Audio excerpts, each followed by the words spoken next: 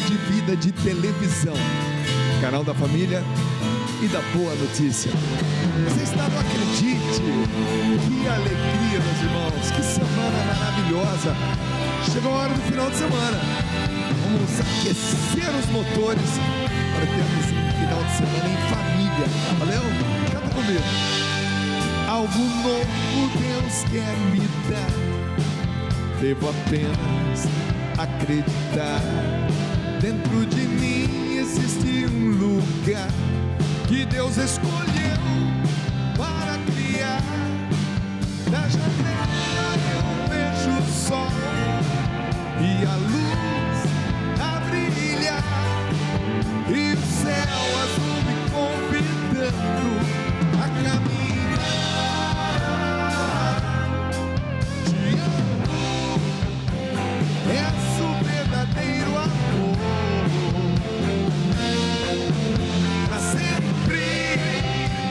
Pra sempre serás meu Senhor.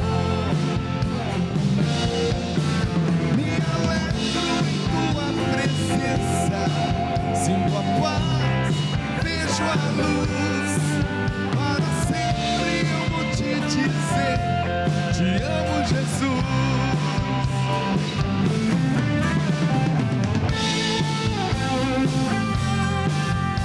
Banda de Boas.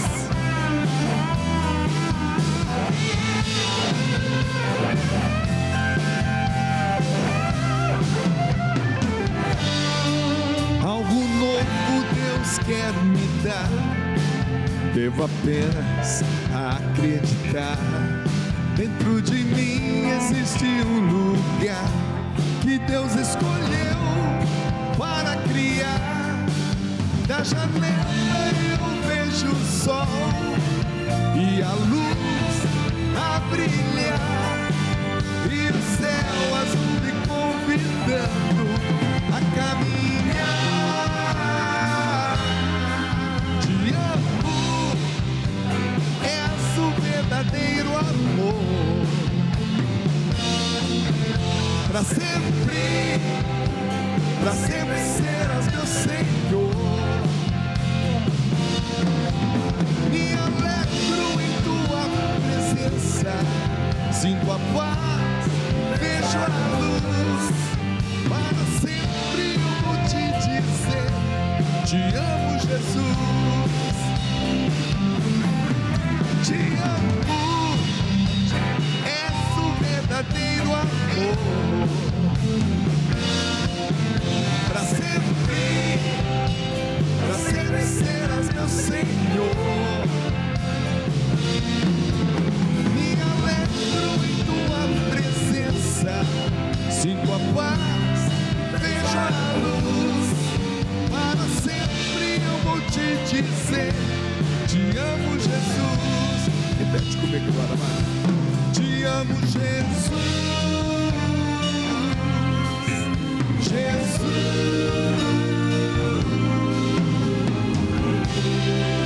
Declare isso. Te amo, Jesus.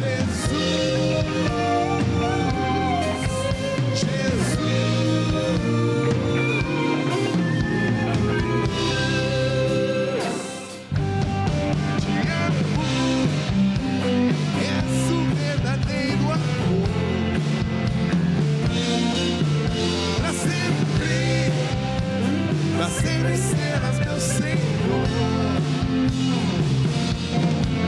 Me alegro em tua presença, sinto a paz, vejo a luz. Para sempre eu vou te dizer, te amo, Jesus.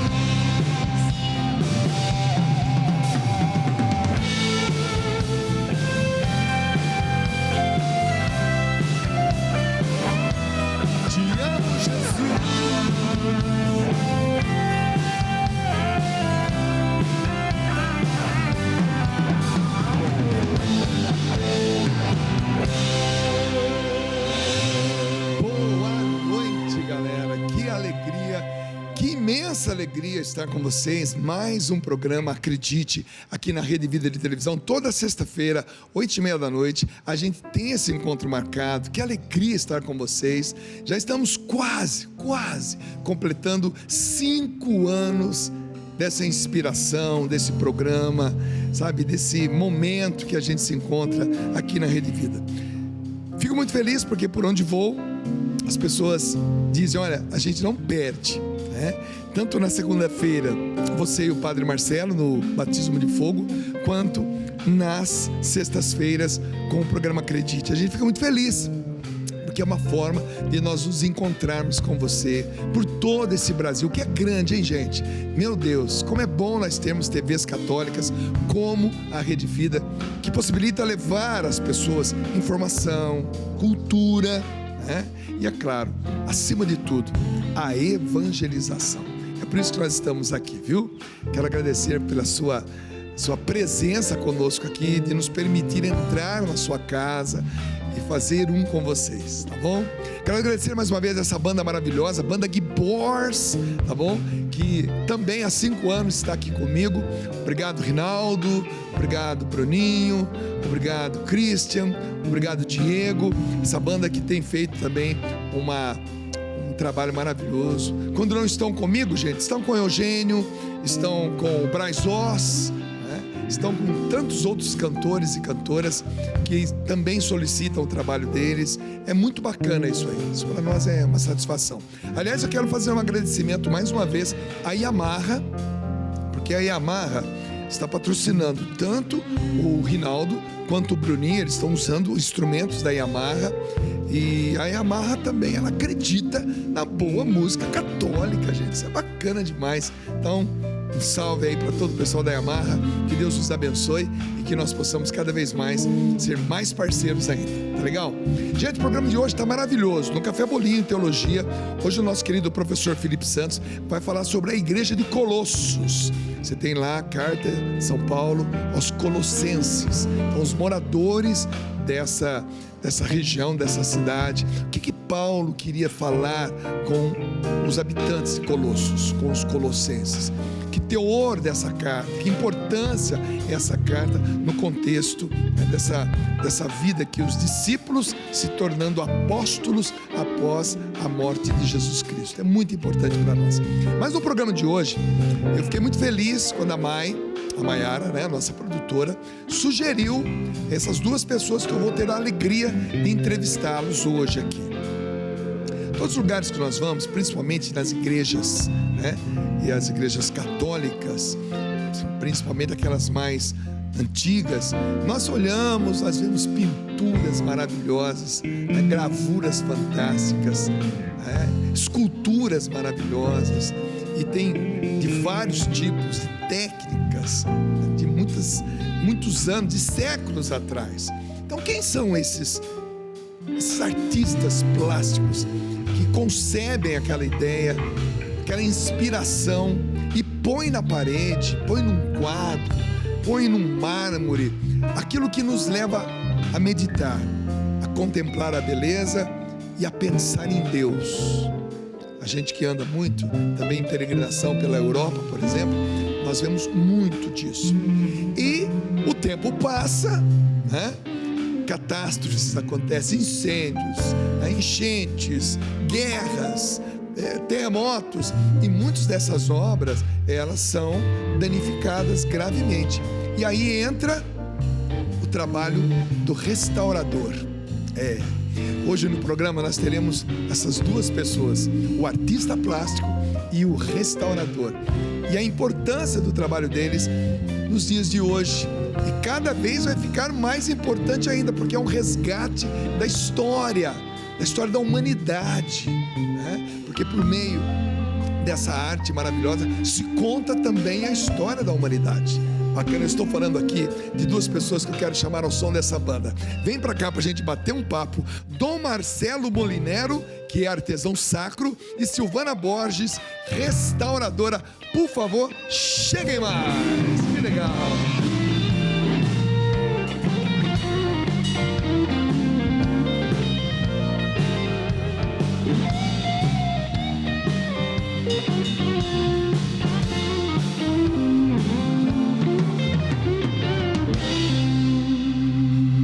Olha, eu já apresentei mais de 1.500 programas, entre os 3 programas que eu já apresentei ao longo da minha vida. Mas eu nunca entrevistei um artista plástico e uma restauradora. Nunca. Um artista sacro, inclusive, e uma restauradora. Então, para mim é inédito. Então, se vocês estão nervosos, eu estou mais ainda. Mas, olha, Dom Marcelo. Bom, Dom Marcelo não é bispo, tá bom, gente? Ele não é padre. Ele é padre, perdão. Oh, meu Deus do céu. Não é bispo, mas é de que congregação? Beneditino, perdão. Olha, é o nervosismo. Ele além do sacerdócio, ele traz em si uma arte. Depois eu vou falar para vocês ao que eu os comparei, para vocês terem uma ideia. Tá legal? E é interessante. Só está faltando uma pessoa aqui na comparação, mas vocês vão entender muito bem. E Dom Marcelo Molinero, artesão sacro, e a Silvana Borges, que é restauradora. Primeiramente, eu gostaria que vocês dessem uma boa noite, né? Dissessem de que região aqui de São Paulo vocês são, e cumprimentassem as pessoas que já conhecem vocês. Essa câmera aqui, por favor, fique à vontade. Primeiro o senhor Dom. Eu sou monge beneditino, aqui de São Paulo, no Mosteiro Abadia, São Geraldo, no Morumbi. Eu sou brasileiro, só que pelo sotaque já dá, não? Para perceber. Eu não nasci aqui, nasci na Argentina. Oh, e veio com quantos anos para cá? 36. Com 36 anos? Faz 22 anos, faça a conta. E é brasileiro porque se naturalizou ou porque os pais eram brasileiros e você nasceu? Me naturalizei. Ah, naturalizou. Muito obrigado. Muito obrigado. Obrigado a você que me recebeu. Ficamos orgulhosos de saber que... aliás, um grande abraço. Estivemos na Argentina recentemente, numa peregrinação, e pude ver também, Dom, como a Argentina está vivendo uma primavera, né? Um tempo diferente. Então, um grande abraço a todos os nossos irmãos argentinos. Que bom, que bom. E a nossa querida Silvana, restauradora brasileira. Eu sou brasileira, mas sou cidadã portuguesa. Gente, que mas legal. eu não abandonei o Brasil. É que os meus pais são portugueses. São portugueses. São. Eu sou de São Paulo. Minha graduação é arquitetura, eu sou arquiteta. Uhum. E aí, ao longo da minha formação, acabei me especializando em conservação e restauração de bens culturais. E o meu trabalho principal é com o restauro de pinturas murais, que são as obras que dependem da parede do edifício para existir. E aí entra o lado arquiteto também, porque sem o edifício, a obra também não resiste ao tempo, né? E eu acabei completando o meu mestrado ano passado sobre o Cláudio Pastro, que é o nosso grande Cláudio Pastro, um dos maiores artistas sacros da atualidade do Brasil, se não no mundo inteiro, porque ele tem obras no mundo inteiro. E basicamente é isso. Quero agradecer o convite para poder estar aqui falando um pouco da importância da preservação do patrimônio cultural religioso, que carrega, né, a formação nossa como Brasil, dos povos que contribuíram para a formação de toda essa miscigenação aí. E olha, é verdade mesmo. Além de falar da importância, né, do trabalho dos dois, também que vocês também conheçam, né, e possam também solicitá-los. Afinal de contas, por onde a gente passa, lá em Pindamonhangaba, por exemplo, nós temos uma igreja dedicada a São José, que ainda é na época do Império, que está passando por uma grande restauração. E é claro, quando nós chegamos nas pinturas das paredes, são paredes de 1 metro, 1,5 metro, muitas vezes de espessura, ainda nem é tijolo, é um tipo de material que a gente imagina que sugou, né, no processo da pintura. Então cada parede é uma parede, né? Depois você vai poder falar muito para nós. Então, em todos os lugares nós temos igrejas que precisam de restauro, né? E a gente sabe da importância desse trabalho e como é importante o especialista. Nós temos aqui um que cria e um que restaura, né? Eu brincava com eles que eu considero a arte deles como o Pai, o Filho e o Espírito Santo. O Pai cria, o Filho salva e o Espírito Santo restaura. E assim é conosco, né? O Pai me criou, um dia eu me perdi, Jesus me salvou, e uma vez que eu fui salvo, o Espírito Santo me restaurou, né? Deixando como é, ou pelo menos esse é o trabalho dele comigo, para deixar como é o original. Então, é dentro dessa analogia que a gente quer também trabalhar. Vamos falar aqui com o Dom Marcelo. Como é que é esse processo, Dom Marcelo? Bom, o senhor já tem toda uma formação sacerdotal, tem a filosofia, tem a teologia, tem o amor à Sagrada Escritura, mas como é que vem esse dom de criar algo novo, né? Para nós é criação. Para o senhor como sacerdote, o senhor está traduzindo isso, que já está dentro do senhor como estudo, numa arte. Mas como é que é esse processo dentro do senhor? A gente faz, parece que surge sozinho, eu sou autodidata, não? Mas a gente tentando raciocinar um pouco, eu vejo também como uma necessidade e como uma oportunidade. É como quando você quer explicar uma coisa de outra forma, e essa forma não seja somente em palavras. E aí nós temos que aproveitar de que as pessoas são pessoas. Temos a nossa sensibilidade, eu falo sensibilidade, os sentidos, não? E muitas vezes uma imagem, uma textura, uma cor, um cheiro, nos fazem entender mais uma verdade que muito mais do que o mesmo conceito. Você agora me pegou com uma pergunta que não estava preparada a resposta, mas tem um exemplo, por exemplo, Papa Francisco gosta de usar imagens. Eu lembro sempre de quando ele fala, um sacerdote, um pastor, que não tem cheiro de ovelha, não é um bom pastor. Gente, imagina quantas pessoas podem ter conhecido a realidade do pastoreio ou das ovelhas. Eu acho que aqui em São Paulo as pessoas nem sabem que a ovelha tem cheiro, não? Mas é uma imagem que pega. É uma imagem... E que significa isso? Que o pastor, que o sacerdote tem que ter um contato físico também, tem que ter uma convivência com suas ovelhas. Você aí pegou uma imagem, que é uma imagem muito mais rica, que simplesmente o conceito, o sacerdote tem que ser dedicado e tudo mais. Então a arte é uma expressão sensível dessa realidade. E você vê essa arte, se é bonita também, mas é sobretudo que te leva a pensar ou a te conectar com aquilo que essa arte representa. O senhor já se pegou contemplando alguém contemplando a sua arte? De repente o senhor passou por alguém que estava diante daquilo que o senhor criou, e aquela pessoa estava ali, sei lá, meditando, rezando, ou simplesmente achando bonito. Qual foi o sentimento que esteve aí dentro? É um pouco arrepiante. Mas eu acho que não deve ser muito diferente de uma mãe, por exemplo, que fica sabendo de que uma pessoa foi salvada de uma doença, de um câncer, pelo seu filho que fez uma cirurgia, e o filho dessa mulher. E diz, nossa, ele é capaz de fazer esse bem e pensar que ele esteve aqui dentro. Eu acho que a obra de arte, impressiona. Impressiona.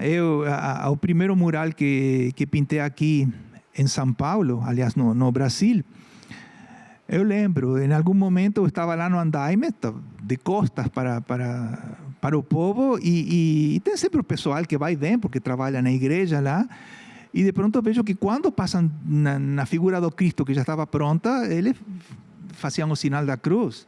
Arrepia um pouco, mas é isso, mas é alegria. É alegria. Por isso, tem muito a ver com com a evangelização, tem muito a ver com a pregação, porque você não passa um conceito que quer que o outro entenda, é uma experiência. E de pronto é isso que você viu, você percebeu que a tua arte é um meio, é um instrumento para essa comunicação, para esse diálogo entre a pessoa e Deus. É de arrepiar, mas, insisto, a nível humano, toda mãe... Eu gostei dessa palavra, é uma experiência. É uma experiência. Experienciar. É verdade, a gente pode traduzir isso quando a gente vive uma experiência na oração, na intimidade com Deus. Isso pode vir através da oração, da música e da contemplação de uma pintura, de uma escultura. Isso é maravilhoso. É uma experiência. Agora, você restaura aquilo que um dia um artista executou e trouxe, de dentro de si, assim, toda uma inspiração, e de repente passa-se anos, acontece incêndios, terremotos, o tempo, e cobre aquilo de alguma forma, então descasca aquilo de alguma forma, prejudica, e você tem a grande função de restaurar isso. Que experiência é essa? É quase uma missão, né? Mas o que eu queria ressaltar, antes de falar da questão de restaurar, é que quando eu me especializo, eu tenho especialização em conservação e restauração. Porque a regra principal referente a um bem patrimonial, cultural, é a conservação. E a conservação depende de todos nós. Então, quando a gente chega, obviamente que eu acabo trabalhando muito com igrejas, pela questão das pinturas murais, e porque grande parte do nosso patrimônio cultural é remanescente, 30% dos bens tombados pelo IFAM são da Igreja Católica. 30%. Muito, sim. bastante. Nós temos várias matrizes religiosas. De todas as matrizes, 80% é da Igreja Católica. E de todos os bens, 30%. Mas não precisa ser exatamente tombado para que ele seja protegido. A gente tem o dever de preservar a nossa memória, enquanto povo, enquanto comunidade. Então, eu quero ressaltar a questão da conservação aí. E aí você falou de terremotos, uma série de coisas, mas a maioria dos bens que nós encontramos em igreja que precisam de uma intervenção, que aí entra a restauração, que é a exceção à regra, porque a regra é conservar, ela está precisando de uma intervenção em virtude de alguma ação humana. Seja vandalismo, seja uma boa intenção de deixar aquela escultura, aquela pintura mais nova e mais bonita. Ou então, quando chega alguém novo na administração daquela igreja, fala assim, eu vou pintar essa igreja. Aí cobre tudo. Isso é um crime praticamente, É um crime, porque você está apagando a memória daquela... Imagina, assim... Os avós, os bisavós, eles casaram ali, as crianças foram batizadas ali, entende? Assim, faz parte da identidade daquela comunidade. Aí vem uma pessoa pela questão de deixar a sua marca e resolve modificar ou, entre aspas, modernizar, mas a gente tem como preservar o antigo e fazer o diálogo desse antigo com o novo. E para isso existem os projetos de adequação de igrejas, existem cadernos da CNBB que orientam isso. Então, existe a orientação, que precisa ter uma vontade. E aí, voltando à sua pergunta, como é que eu me sinto?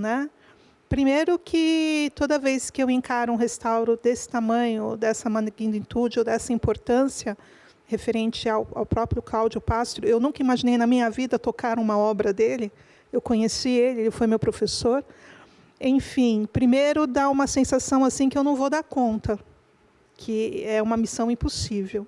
Mas aí a gente tem a formação, tem toda a parte científica embasando as intervenções, eu sei como fazer aquilo retornar ao que era. E aí, quando o trabalho fica completada, eu acho que eu sinto o mesmo maravilhamento que o Dom Marcelo sente quando uma pessoa admira uma obra dele, porque é uma satisfação que não tem como descrever. Gente, essa é a alma do artista, né? A alma do artista, ela está muito próxima do coração de Deus, né? Porque criar, conservar, restaurar, proteger, são sentimentos e valores que o próprio Deus nos dá. Então, a alma do artista, ela está muito ligada, ela está, independentemente se ele não tem uma religião. O fato é que a alma do artista, e nós estamos falando hoje de uma arte específica, tá bom? Estamos falando aqui de alguém que pinta, alguém que esculpe, alguém que realmente cria e traz à nossa imaginação algo que nos leva a uma transcendência. Então veja, a alma do artista ela é muito ligada ao coração de Deus. Mas eu quero mostrar para você aqui no telão o mural, né, da paróquia de São Paulo aqui. Qual é a igreja? Vamos pôr aqui. Nossa Senhora da Esperança. Isso aqui foi restaurado. Foi. Né? Fala para nós desse trabalho aqui, para ele. Então, na verdade, assim, a igreja estava passando por uma reforma. Essa é uma obra do Cláudio. Essa é uma obra do Cláudio Pastro. Não apenas essa, mas a igreja tem também um vitral, que também conseguimos restaurar. E tinha uma outra pintura na Capela do Santíssimo, mas essa ela já não estava mais no local, já tinha sido coberta. Então, nós somos, eu acho que eu posso falar, nós somos, na verdade, uma equipe de 4 pessoas que nos nomeamos a Patrulha da Arte Sacra. Mas a nossa intenção não é fiscalizar, nem criar problema para ninguém. A nossa intenção... denunciando ninguém. Não. É detectar onde nós podemos trabalhar. A nossa intenção é preservar a memória do Cláudio. Silvana, mas antes do que isso, a gente se juntou mais ainda para compartilhar entre nós as coisas bonitas que tem na arte sacra Sim. em São Paulo. Tipo assim, é como se você dissesse, São Paulo é muito cinza. E vem alguém e diz, não, mas tem praça, vamos a descobrir. Então, nós passamos o Santinho, passamos o Dato e vamos a visitar. Eles vieram visitar uma obra das melhores, ou mais maiores, talvez, de Cláudio Pastro. Cláudio, fora a Basílica. Que está na minha casa, Paróquia São Bento do Morumbi. E aí nos conhecimos e bom, dessas obras bonitas e maravilhosas, tem algumas que passam por algumas histórias trágicas. E aí entramos... Eu já quero definir vocês, ou esse grupo, como caçadores de tesouro. Não, na verdade, nós somos estudiosos e pesquisadores. O nosso foco é estudar a arte sacra contemporânea, no qual o Cláudio é um dos maiores exponentes aqui no Brasil para nós. Uhum. Então, a história foi que a igreja ia passar por uma reforma. Então, sou eu, o Dom Marcelo, tem a Cristiane Meyer, que está fazendo doutorado sobre o Pastro em Curitiba, na PUC de Curitiba, e o Rômulo Piccoli Ronchetti, que também é artista sacro e que foi seminarista aí nessa diocese. E o Rômulo conhecido do Padre Saulo. Isso. E aí ele conhecia a história desse mural, porque ele conheceu o Padre Samuel, que foi quem encomendou o mural para o Pastro. E aí, quando ele viu a reforma sendo divulgada no Instagram, nós tentamos conversar, na verdade, conseguimos conversar com o arquiteto, explicar a importância desse mural, que era necessário que ele permanecesse. Ele está publicado em livros, o Dom Marcelo até trouxe o livro onde o mural está publicado. E aí, depois de muita conversa, o padre concordou, falando através do arquiteto, que se nós conseguíssemos um patrocínio para que o mural fosse restaurado, porque até ele estava totalmente coberto de cimento, tinta, porque ele não foi protegido durante a reforma, que se a gente conseguisse o patrocínio, que ele deixava o mural ficar. E aí nós, felizmente, conseguimos, e em uma semana a gente conseguiu limpar ele todo, fazer, né, a saturação das cores. Pode ver que a cor depois ela está melhor, né, porque o mural ele ganha a sua vivacidade de quando o Pastro pintou. E foi assim que a gente conseguiu preservar esse mural, e o Rômulo conseguiu, com a Defalco Vitrais, o restauro do vitral. você que está em casa, eu vou mostrar aqui, veja os sinais, né, que nós temos aqui. Por exemplo, isso aqui foi uma tinta que saiu ou foi algo... Não, isso é massa que escorreu de gesso do forro, no rosto dele, inclusive. Alguém pintou o forro e caiu massa de gesso aqui. Quer dizer, para você remover isso, você tem que ter uma sensibilidade tão grande, porque para você não correr o risco de remover aquilo que o artista fez também. Então, quer dizer, é um trabalho... Agora eu estou entendendo também um pouquinho da personalidade dos dois, porque com essa calma, com essa tranquilidade... Eu calmo. Bom, todo mundo fica bravo um dia, mas... Saiba que a limpeza básica, tirando esos casos mais especiais que a gente tem que raspar um pouco mais, a limpeza básica se faz com... Como se chama isso, Silvana? Isopo? A gente fala isopo ou suave. É um cotonete. Um cotonete. Só que ele é num palito bem comprido, geralmente de bambu, porque o bambu aguenta a gente flexionar ele sem ele estourar, quebrar. E aí o Dom Marcelo aprendeu a rolar o algodãozinho, porque você imagina foi isso? Inteiro assim. Quantos metros quadrados tem isso? O Rômulo e eu, ela fez todo, ela que mais trabalhou e fez toda a investigação e todo o estudo. Mas é como falar, limpa o chão desta sala com um cotonete. Limpa o chão dessa sala com cotonete, exatamente isso. Uau! Foi trabalho. Por isso que eu continuo com a minha comparação. O Pai, o Filho e o Espírito Santo. Porque imagina você restaurar um coração, restaurar uma mentalidade, restaurar uma pele, né? Como é que o trabalho dessa terceira pessoa da Santíssima Trindade dentro de nós, a paciência com cada um de nós, né? Com nossas personalidades, nosso caráter, que foi sendo montado ao longo da vida, para Deus fazer uma restauração, para nos deixar naquilo que é o original. Então, veja, quando eu já tive a oportunidade, viajando pelo mundo e pelo Brasil, de ver restauradores trabalhando, né? E você percebe que até o clima do ambiente muda quando, por exemplo, eu que sou leigo no assunto, apenas um turista, né, ou um peregrino, que entro numa igreja para contemplar a beleza da igreja, né, as abóbadas, as paredes, as colunas, e de repente eu vejo uma pessoa como vocês trabalhando. Já existe um respeito dentro da gente quando a gente vê um profissional desse trabalhando. E assim como a gente observa e admira a própria arte, a gente também observa e admira o trabalhador, o restaurador. Então é um trabalho maravilhoso, porque isso conta a nossa história. A verdade é essa. Pelas gravuras ali a gente pode perceber que ali fala muito do descobrimento do Brasil, ali fala da evangelização dos jesuítas, ali tem as caravelas, quer dizer, tudo isso, gente, é a história do nosso país. E de qualquer outro país, quando naquele século, aquele pintor foi e fez aquela obra. Tem a ver com o momento presente e tem a ver com o passado daquele país. Por isso que é muito importante. A gente vai dar um pequeno intervalo, mas eu já quero guardar aqui uma pergunta para ambos. Assim como eu, como músico, tenho os meus, entre aspas, ídolos, né? Aqueles que eu admiro e me espelho, eu queria também que vocês, no segundo bloco, dissessem quem são os pintores ou os artistas sacros, além do Cláudio, é claro, né? Que vocês admiram e se baseiam para fazer o trabalho de vocês. Guarda essa pergunta aí. A gente vai para um pequeno intervalo cantando Tenha Fé.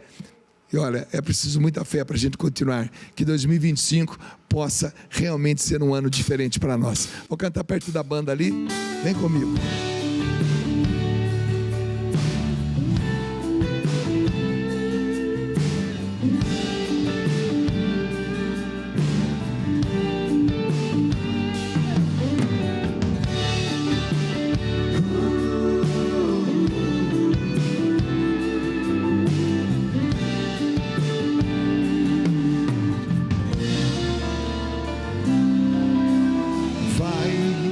Dá certo, sim, acredite em mim, as portas vão se abrir, Deus vai mostrar a qualquer momento o fim do sofrimento, Um milagre em sua vida surgirá. A vitória está chegando. Sua vida Ele está transformando. Tenha fé, não duvide. O impossível é possível ao Senhor. Tenha fé, acredite. Deus começa a responder o seu clamor. Deus começa a responder o seu clamor.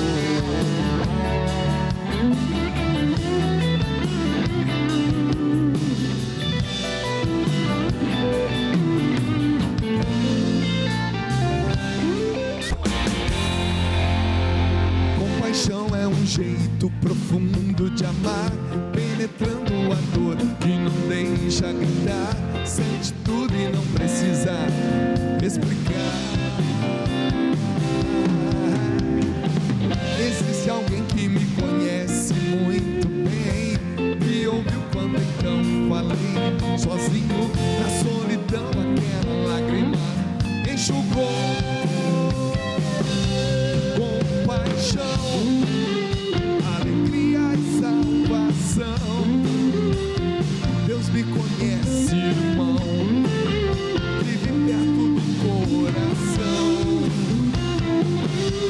Vivo o céu, porém com os pés no chão.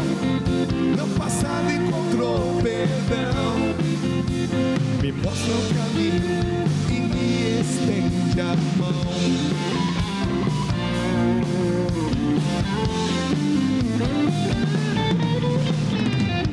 Compaixão é um jeito profundo de amar, penetrando a dor e não deixa gritar. Sente tudo e não precisa explicar. Existe alguém que me conhece muito bem, me ouviu quando então falei sozinho na solidão. Aquela lágrima enxugou. Compaixão, alegria e salvação. Deus me conhece, irmão, vive perto do coração. Vivo o céu, porém com os pés no chão.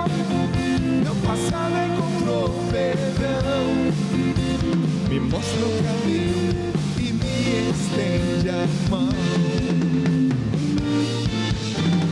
Me dá o direito de sofrer e calar.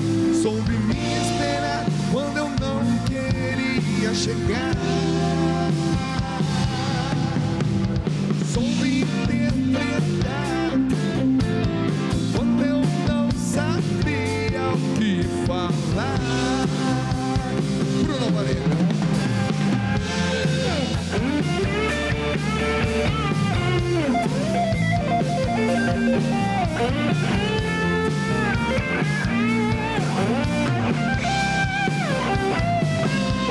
Vivo o céu, porém com os pés no chão.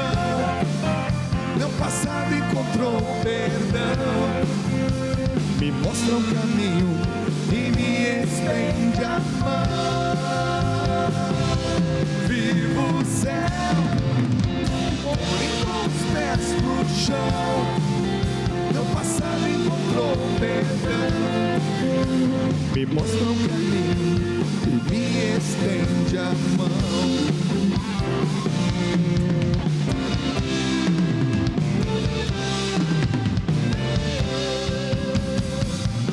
É compaixão.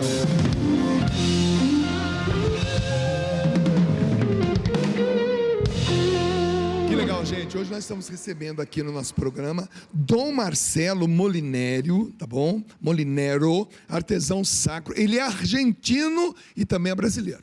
Tá bom? Que bacana para nós. Aí já mostra a unidade desses dois países maravilhosos. E a Silvana Borges, que é restauradora, ela é portuguesa e brasileira, ou brasileira e portuguesa, tá bom?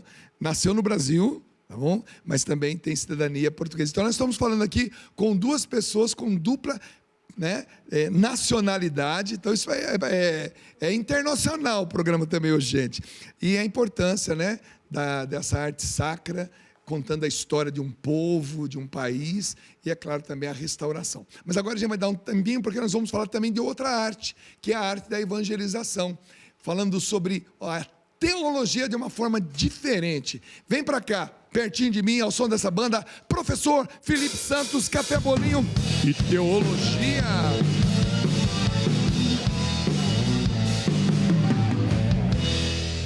Você vai gostar dos nossos convidados hoje, porque um é artista plástico, ou seja, sacro, tá bom? E a outra é restauradora.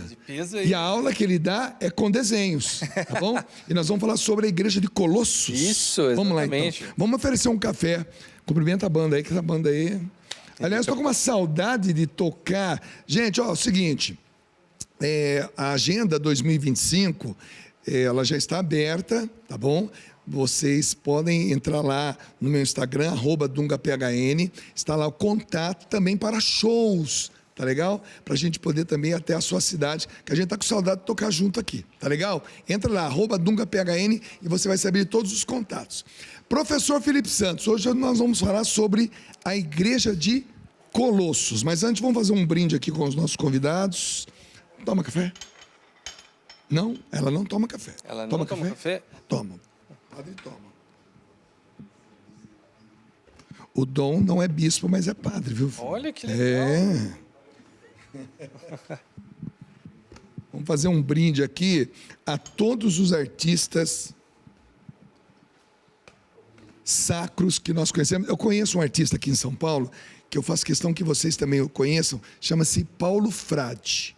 Nossa, ele é incrível. É um impressionista, né?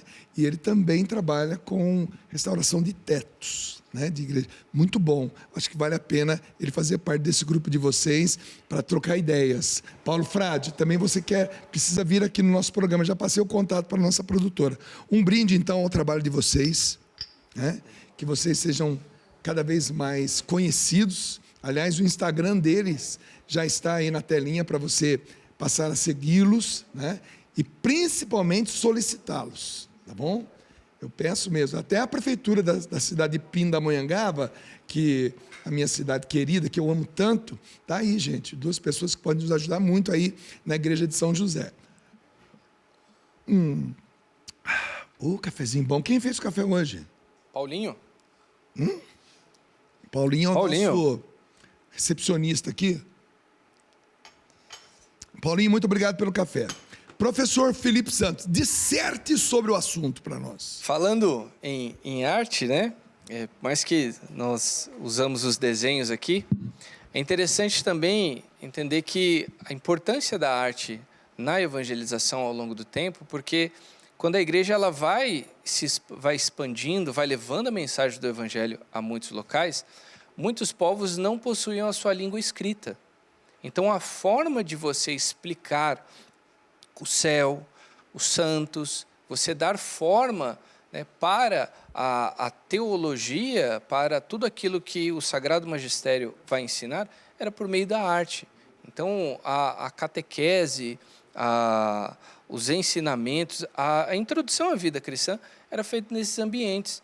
Então, a arte, muitas pessoas não conseguem enxergar o lugar da arte dentro da liturgia, como que é importante, principalmente você chegar numa igreja e você notar que você está num ambiente diferente, né?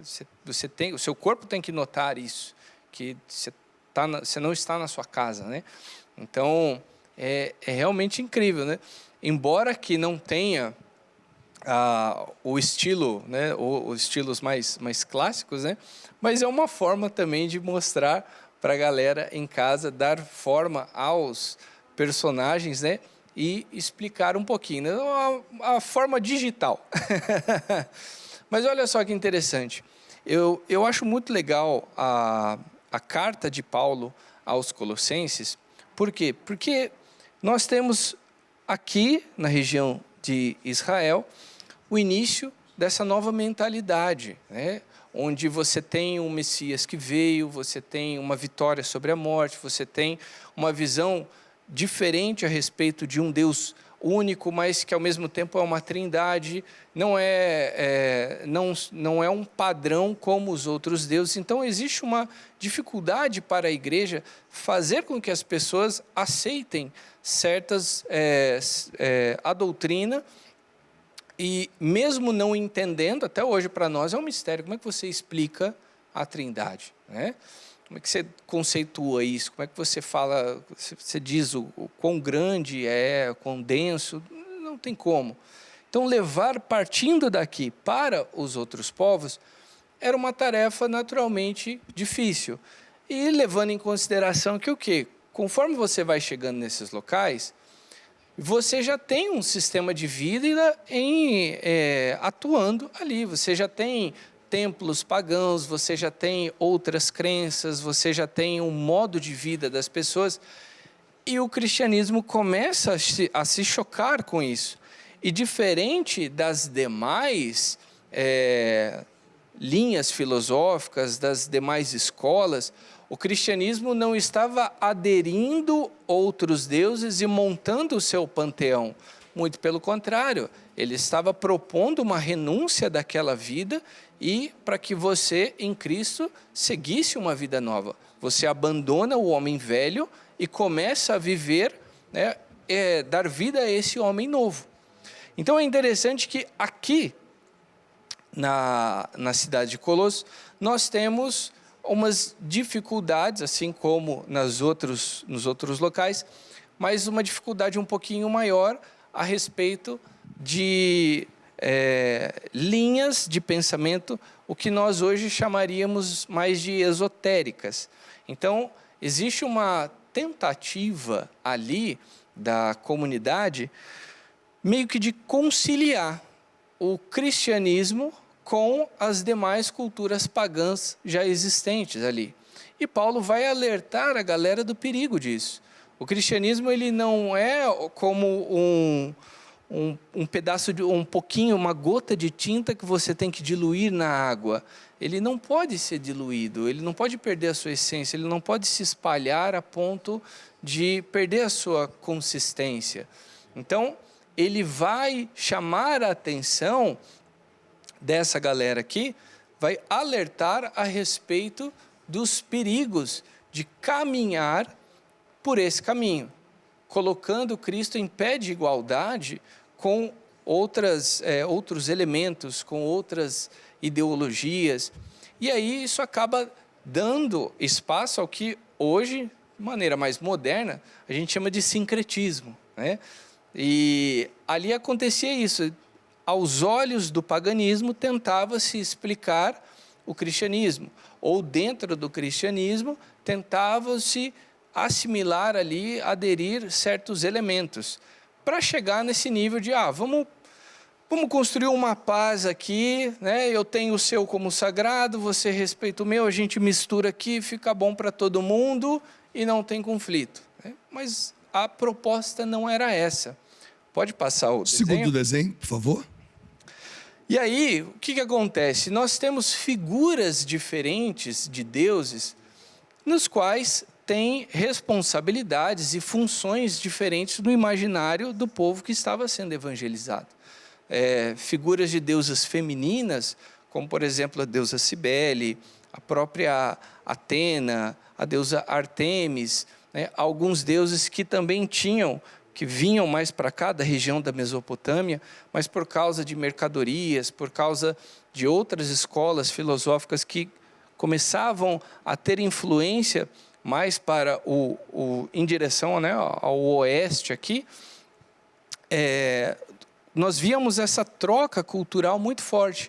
E no meio de tudo isso, a igreja estava nascendo naquele local. Então, várias propostas de deuses ali existia essa tentativa de encaixar esses personagens dentro do cristianismo. é uma das dificuldades que a igreja também sofreu bastante para poder explicar a função de Nossa Senhora no processo de salvação e santificação da humanidade. Porque, assim como outros mitos, né, de outras culturas, você vai ter os semideuses. Você vai ter uma mulher que se relacionou com um deus e surgiu um fruto, alguém diferente, que tem habilidades especiais e realiza tarefas diferentes.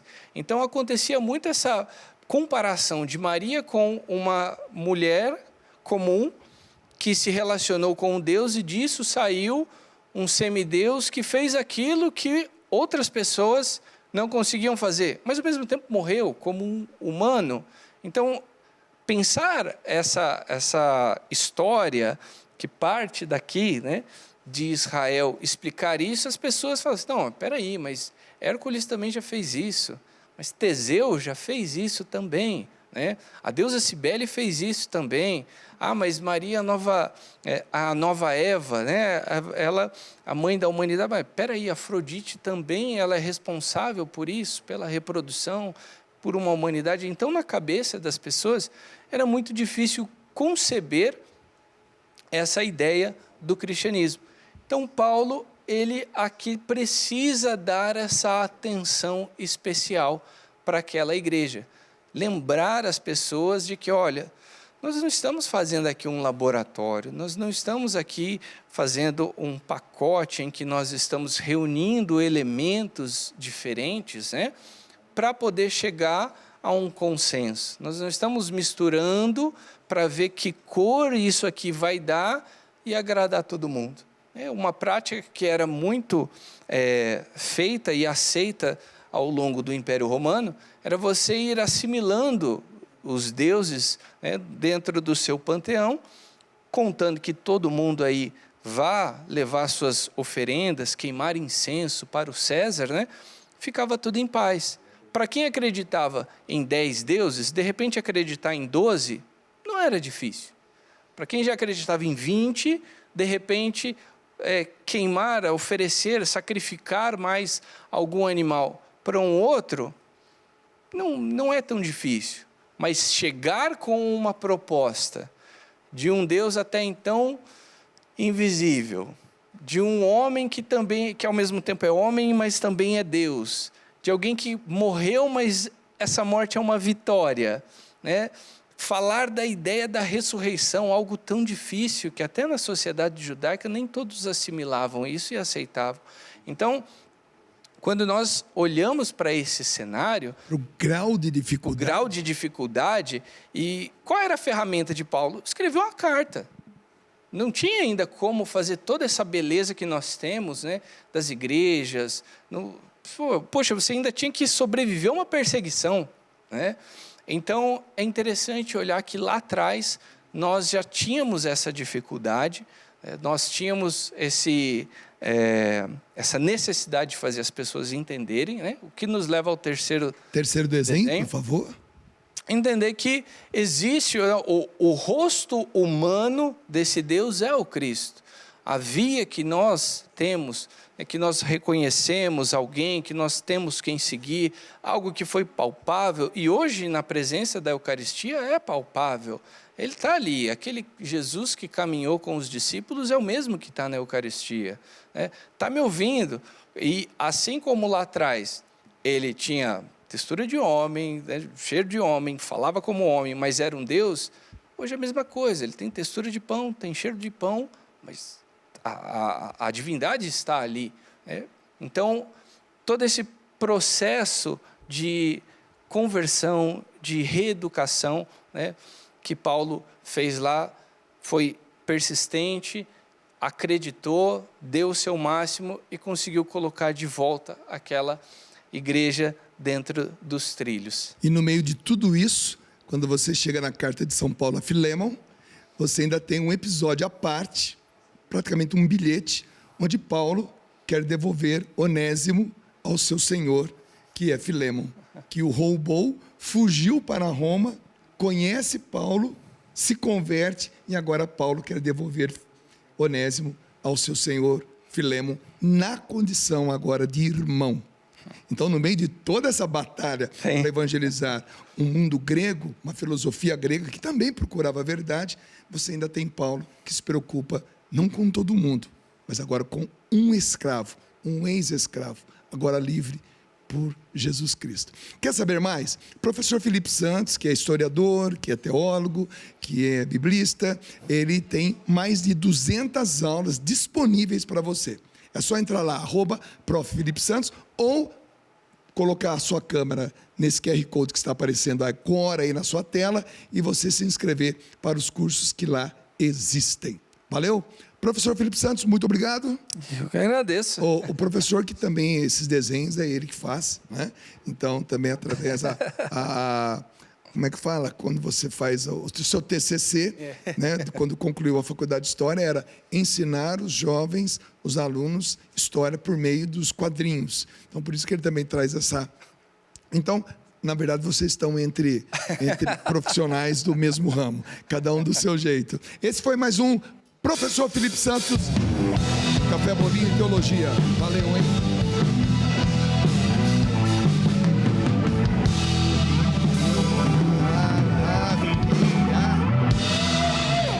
Bacana, né, gente? Se lá atrás, né, Michelangelo, Da Vinci, né, e tantos outros que escreveram a história da evangelização por meio das pinturas, das esculturas.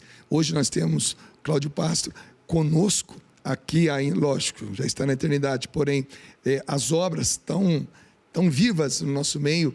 E essa arte vai continuar, gente. Um dia alguém vai pintar sobre os momentos que nós vivemos no atual Brasil, no atual mundo. Essas histórias continuarão a ser contadas, né?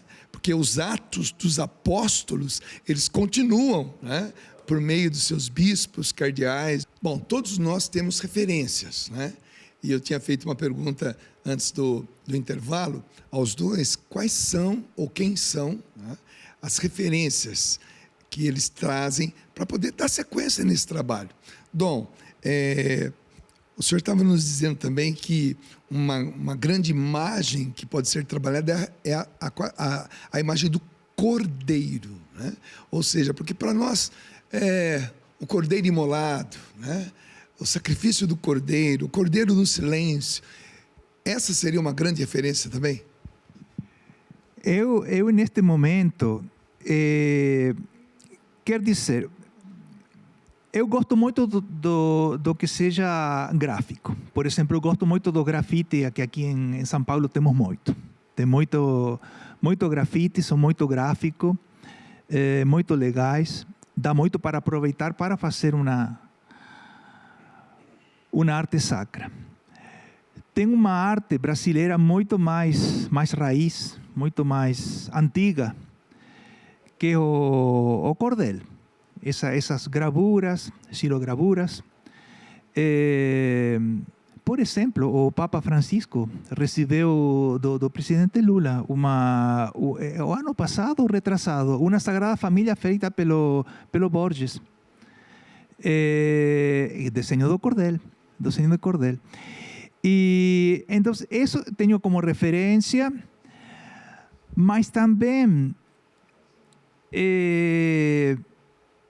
eu me admiro muito pelo resultado alcançado por muitos artistas.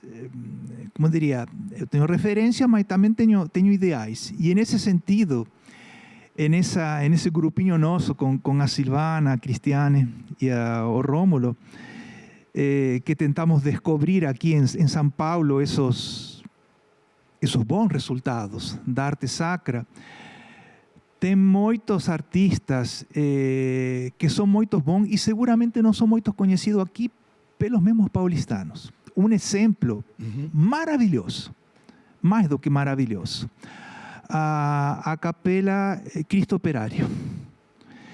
Capela Cristo Operário, porque o que é interessante em uma pintura... Ela fica em qual lugar aqui? No Ipiranga? No Ipiranga. O que é interessante em uma pintura não é a pintura em si, sino que a pintura está em um lugar e em um contexto.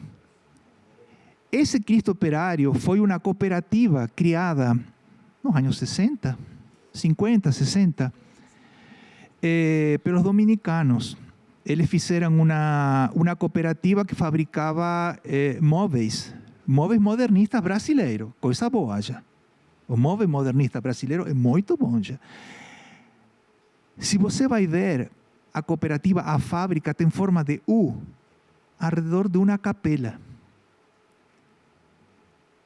E na capela, os mesmos dominicos, eles chamaram distintos artistas para contribuir. E aí tem um famoso Cristo Operário, eu já fiz uma versão desse aí, mas esse Cristo Operário está detrás do altar com os braços abertos. De um lado tem o lar dos operários, do outro lado tem a fábrica. É do Volpi. Gente, por isso digo, é um ideal. Ou seja, eu me inspiro nele, sim, mas eu digo, eu quando crescer quero ser como Volpi. Tem coisa maravilhosa. No mesmo sentido, aqui no Glicério, tem uma igreja construída toda pelos italianos, Nossa Senhora da Paz.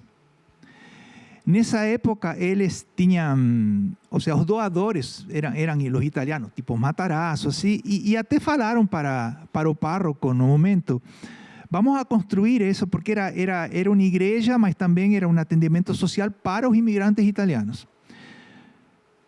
Vamos a fazer em Higienópolis, era o bairro de moda nessa época, anos 40, 50. Dizem, não, eu quero que esteja aqui, para que assim os operários, quando voltam, ou quando vão para o trabalho, passem e vejam coisas bonitas aqui.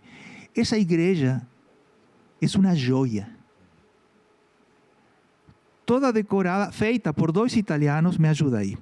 Os frescos... Os afrescos são do Fulvio Penacchi e as esculturas do Galileo Emendabile. Teria que ver esses afrescos, essas esculturas. Gente, Nossa Senhora da Paz, maravilhosa. São José... Tem que visitar isso. E preservar. A capela do Cristo Operário foi restaurada ano passado, retrasado. Ano passado, retrasado. É foi maravilhosa, pequenina. 2 vezes este local. Existe um guia que a gente possa ter um acesso para aquelas pessoas que visitam São Paulo e que moram em São Paulo, que possam saber onde estão, porque, lógico, São Paulo, assim como Rio de Janeiro, como Minas Gerais, como Bahia, existem muitas igrejas antigas com obras maravilhosas. E existem também igrejas menores, pequenas, com tesouros escondidos. Então, por que os tesouros estão sempre escondidos, Dunga? Nós que estamos no meio, vamos descobrindo. Sim. Mas vai ao cemitério São Paulo. As obras do Emendabile que tem lá são de arrepiar. Uau! São de arrepiar, são maravilhosas. Sabia que debaixo do obelisco do Ipiranga, do Ibirapuera, tem uma cripta com 3 mosaicos é do um dos dois, do Emendabile ou do Emendabile. O nascimento de Cristo, a morte de Cristo, a ressurreição. Você não imagina o que é isso? No Instagram de vocês, a gente consegue ter uma ideia de onde a gente pode encontrar? Não ainda. Não ainda. Não, mas assim, seria uma ideia que eu gostaria. Porque para nós que somos leigos no assunto, né, e que muitas vezes precisamos dessa orientação, precisamos desse direcionamento, digamos assim, para que a gente possa chegar a esses lugares e admirar essas artes. Porque, como a gente disse, isso conta a história de um país. Dunga, na Perpétuo Socorro, onde está essa Perpétuo Socorro? A Perpétuo Socorro é uma travessinha ali da Rebouças, são afrescos do Sansão Flexor. No presbitério lá atrás está Nossa Senhora com o menino. Deste lado, assim, todos os santos conhecidos indo para lá. Desde aqui, todas as pessoas que trabalham indo para lá, médicos, doutores, donas de casa, estão todos indo para o Cristo. Nem precisa ir durante uma missa. Você vai lá e você diz, eu sou parte destes santos. Eu sou parte desses trabalhos. Todos estamos indo para lá. A gente tem que descobrir, a gente tem que valorar isso. Eu conversava com eles que em uma das minhas idas à Turquia, eu conheci uma igreja que se chama, Igreja de Nossa Senhora de Choros. Essa palavra choros, no turco arcaico, significa de fora. Choros, fora dos muros. E essa igreja ficava justamente fora dos muros, porque era para atender os pobres daquela época. Pessoas que não sabiam ler, não sabiam escrever. E a beleza dessa igreja, que você pode visitar quando você for à Turquia, ela é toda desenhada, toda pintada por dentro e também por fora. E os guias que nos levavam até essa igreja contavam que toda a homilia do padre da época era feita caminhando. E ele sempre ia falando, toda a Bíblia está desenhada por dentro e por fora da igreja. Claro que agora passa sempre por um processo de restauração. Imagine esses anos todos tentando conservar essa arte. É uma obra maravilhosa, porque, como o professor Felipe Santos disse, existem artes que foram feitas em épocas onde aquele lugar não tinha nem a sua língua, a língua própria já definida com escrita. Ou seja, as pessoas aprendiam a falar, mas não tinham noção de como escrever aquilo que estavam falando. Então, como não tinham acesso a livros, então houve épocas da nossa vida, da vida da humanidade, dessa caminhada da humanidade, que não se tinha registros assim escritos, não tinha como. As pessoas só tinham a comunicação da visão mesmo, das artes, e isso foi feito e foi colocado.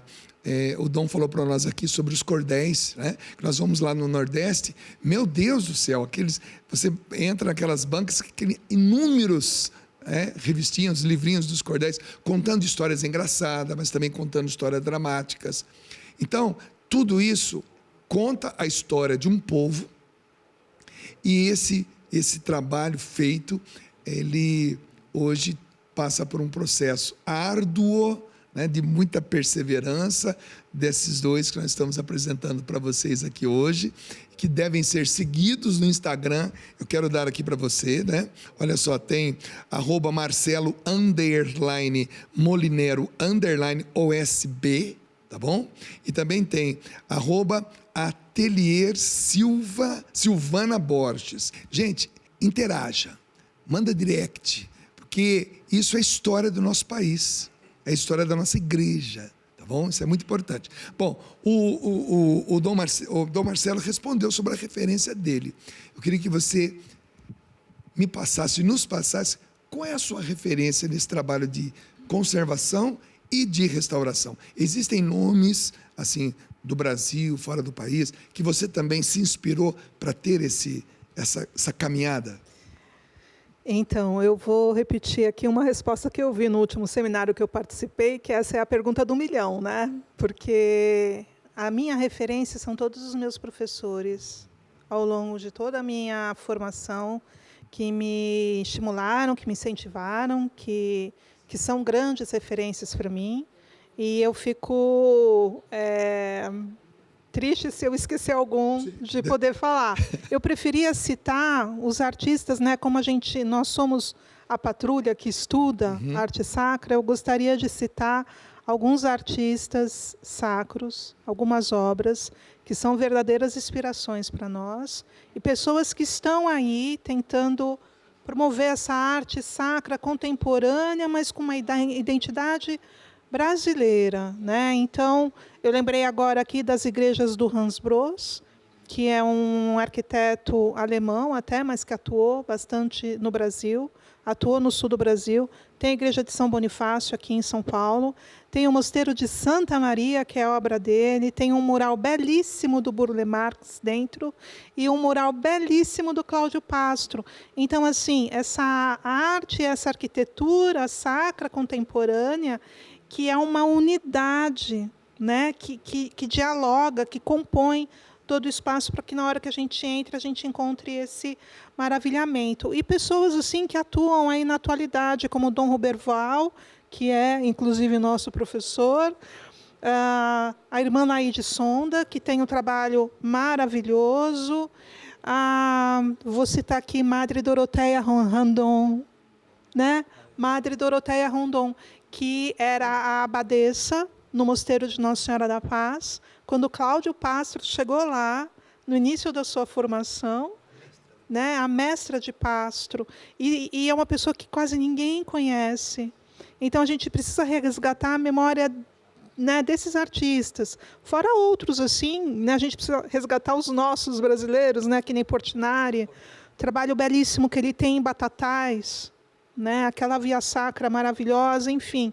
Nós temos muita coisa boa, moderna e contemporânea, e muitas vezes o nosso patrimônio religioso recente, estou falando aí de 1900 em diante, sofre um pouco com todas essas modificações, porque a nossa memória cultural está muito ligada a essa herança que a gente tem colonial e barroca, como se só isso fosse arte sacra, mas que nós temos que preservar e privilegiar uma arte sacra do nosso tempo e com a nossa identidade, né? Eu fico muito feliz em poder ter dado esse espaço, né, para esses dois artistas, né, da arte sacra, que contam a nossa história. A nossa história é recente. O Brasil, nesses 500 anos, nós sabemos que os primeiros 2, 3 séculos foram de uma... Assim, como é que eu vou dizer? Não do extrativismo, mas a gente demorou para construir de fato a nossa história. Mas depois de um tempo, os artistas começaram a acontecer de fato, a arte começou a ser colocada. Nós temos inúmeras igrejas. Quando nós vamos a Olinda, por exemplo, ali no Recife, meu Deus, quanta coisa linda. Quando nós vamos no sul de Minas, meu Deus, é muita coisa. Aqui em São Paulo, é muita história sendo contada por meio das artes. E vocês dois, para nós hoje, se tornam, para nós aqui na Rede Vida e para os nossos telespectadores, 2 referências. Então, siga no Instagram, e eu quero agradecer a vinda de vocês ao programa. Obrigado por terem aceito. O padre, é a primeira vez, padre? Mas olha, dá a impressão que é a 100ª. Eu sei simular muito bem. Pelo jeito, gostou. E volte sempre. Volte sempre, porque a arte sacra, se todas as culturas colaboram para o nosso enriquecimento como ser humano, a arte sacra, muito mais ainda. Muito mais ainda. Porque além de trazer a história de um povo, traz também o cristianismo, que é a base, né? Os valores, né? Que nós precisamos para seguir em frente, para que a nossa sociedade cada vez mais seja mais justa, mais coerente, tá bom? E se aproxime mais daquilo que é a vontade de Deus. Quero agradecer por vocês terem vindo, e quando quiserem divulgar qualquer coisa ou pedir qualquer tipo de ajuda, venha ao nosso programa. Olha, é sério. Cuidado. olha que... É sério. Olha que está gravado agora. E quem sabe, conversando com a nossa produtora, o dia que vocês forem fazer alguma coisa, que nós pudermos participar de maneira efetiva para documentarmos também isso, nós também nos colocamos à disposição para pegar no pesado. Vai ser maravilhoso se um dia isso Então, Ela já tem 3 ideias. já vou finalizar aqui com uma questão. O Cláudio Pastro tinha um grande acervo que estava no Adveniat, na Alemanha. O Adveniat devolveu esse acervo, são mais de 40 obras. Maravilhosas, que estão agora com o Mosteiro Nossa Senhora da Paz, porque as irmãs do mosteiro detêm os direitos autorais de toda a obra do Pastro. E nós estamos agora no caminho de fazer uma grande exposição dessas obras aqui. Antes temos que limpar com cotonete. Isso, a gente vai limpar primeiro com cotonete. Olha, e aí nós vamos fazer a exposição e vamos voltar aqui. Oferecemos o espaço para que, durante a exposição, ou então anterior à exposição, algumas dessas obras possam ser trazidas para cá, para a gente mostrar isso para o Brasil, dizer onde estarão sendo expostas. Contem conosco, ok? Essa foi boa. Combinado. O pedido já estava pronto ali, era só Não, alguém porque- cutucar. Porque son dignas de ser vistas. O sea, son las parábolas do Evangelio. ¿Cuántas son? 12 parábolas y dos cánticos. Uau, uau. São muitas obras. Dom Marcelo, Silvana, muito obrigado. Deus os abençoe e a sua bênção, Padre, né? E que vocês continuem assim, firmes e fortes nesse trabalho. E saiba que nós sabemos reconhecer a importância do trabalho de vocês. É um trabalho de formiguinha, é um trabalho muitas vezes discreto, silencioso, né? Anônimo, mas que bom que nós tivemos esse momento, porque nós precisamos muito de vocês. Meus netos, meus bisnetos irão agradecer pelo trabalho de vocês feitos hoje, tá? Muito obrigado. Obrigado, Dunga. Valeu. A gente vai para um pequeno intervalo cantando e a gente volta para encerrar o programa. Valeu, muito obrigado. Vai caminhar. Vamos lá, gente. Daqui a pouco a gente volta para a gente encerrar o programa. Que Deus nos deu o dom da arte. Não apenas de restaurar, mas de preservar. Ótimo. Comigo.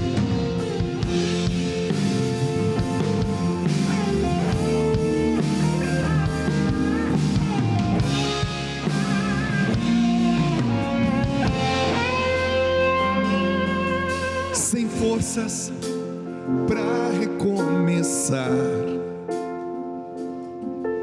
senti vontade de gritar: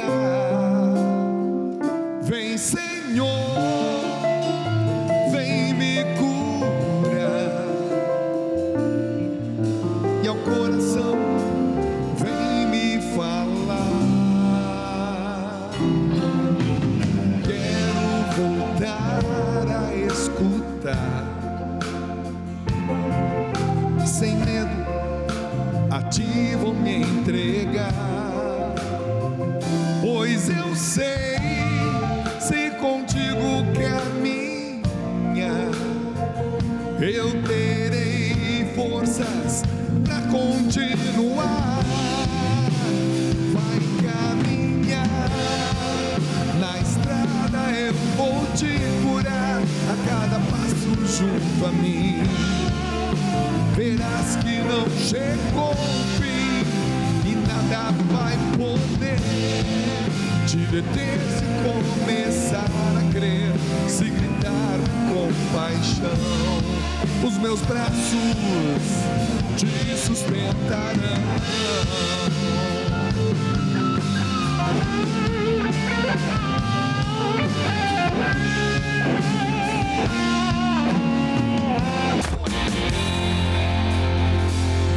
Foi uma alegria, pensa numa alegria ter feito esse programa para você. Toda sexta-feira estamos aqui para colaborar com o seu final de semana. Bom fim de semana, meu irmão, minha irmã.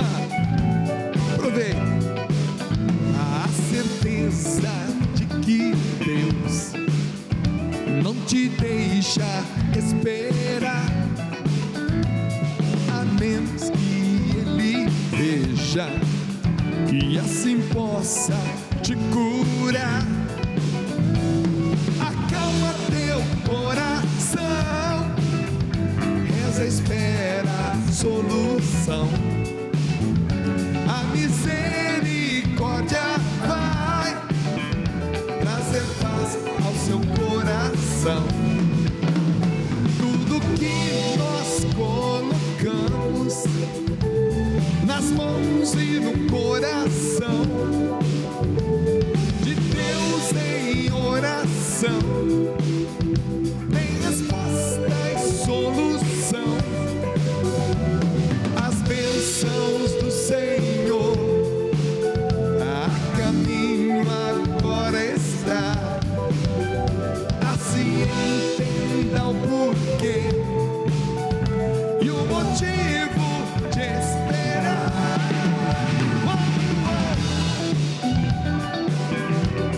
Segunda-feira que vem estaremos juntos no batismo de fogo.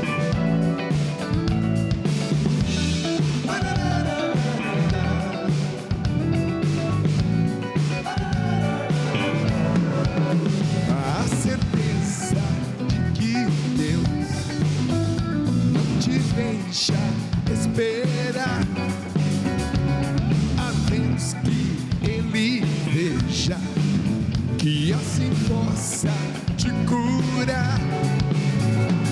Acalma teu coração, reza, espera a solução. A misericórdia vai trazer paz ao seu coração.